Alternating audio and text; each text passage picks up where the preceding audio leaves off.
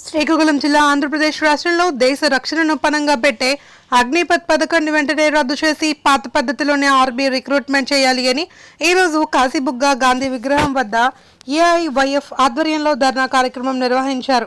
ఈ సందర్భంగా ఏఐవైఎఫ్ రాష్ట్ర సహాయ కార్యదర్శి మొజ్జోడ యుగంధర్, ఏఐవైఎఫ్ జిల్లా అధ్యక్ష కార్యదర్శులు గోరు వాసుదేవరావు, కోన శ్రీనివాసరావులు మాట్లాడుతూ దేశ రక్షణ వ్యవస్థను సైతం ప్రైవేటీకరణకు పూనుకోవడం మోడీ ప్రభుత్వానికి చెల్లింది అని, కేవలం 4 సంవత్సరాలు మాత్రమే ఉపయోగించుకుని తర్వాత ఇంటికి పంపి వారికి ఎటువంటి పెన్షన్ ఇతర సదుపాయాలు లేకుండా చేయడం చూస్తూ ఉంటే బీజేపీకి దేశ రక్షణ పట్ల ఎంత చిత్తశుద్ధి ఉందో అర్థమవుతుందన్నారు.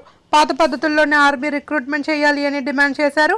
ఈ కార్యక్రమంలో ఏఐవైఎఫ్ నాయకులు వెంకట్రావు, వల్లభరావు, గుణశేఖర్, సుందర్రావు, చందు, సాయి తదితరులు పాల్గొన్నారు.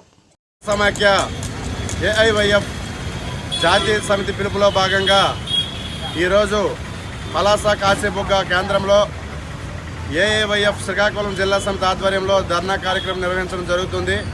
ముఖ్యంగా దీని యొక్క ఉద్దేశం ఏమిటంటే అగ్నిపథ్ రద్దు చేయాలి. ఏది అగ్నిపథ్ ఆ రోజు రాజ్నాథ్ సింగ్ గారు కేంద్రంలో ఉన్నప్పుడు అగ్నిపథ్ పథకం కింద 4 సంవత్సరాల పాటు ఉద్యోగస్తులుగా వీరిని స్వీకరిస్తామనే విషయాన్ని వెల్లడం చేయడం జరిగింది. 4 సంవత్సరాలు కాదు, ఏదైతే ఆర్మీ వ్యక్తులు ఉన్నారో ఏ విధంగా వారికైతే అన్ని వేతనాలు కలగజేస్తూ ఉన్నారో అదే పద్ధతుల్లో పూర్తిగా అగ్నిపథ్ పథకంలో ఉన్న ప్రతి ఒక్క ఆర్మీ వ్యక్తులను పూర్తి స్థాయిలో వారిని రికమెండ్ చేసి వారికి కావలసిన మౌలిక వసతులు అయితేనేమి వారికి కావలసిన ప్రతి ఒక్కటిని కూడా తీర్చే విధంగా వారు ఈ రానున్న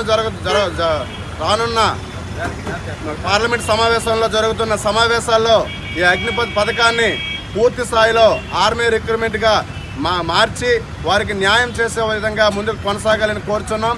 లేడీల అఖిల భారత యువజన సమైక్య ఏఐవైఎఫ్ ఆధ్వర్యంలో ప్రత్యక్ష పరోక్ష పోరాటాలకు సిద్ధమవుతుందని ఈ సమావేశాన్ని ఉద్దేశించి తెలియజేస్తూ ఉన్నాం.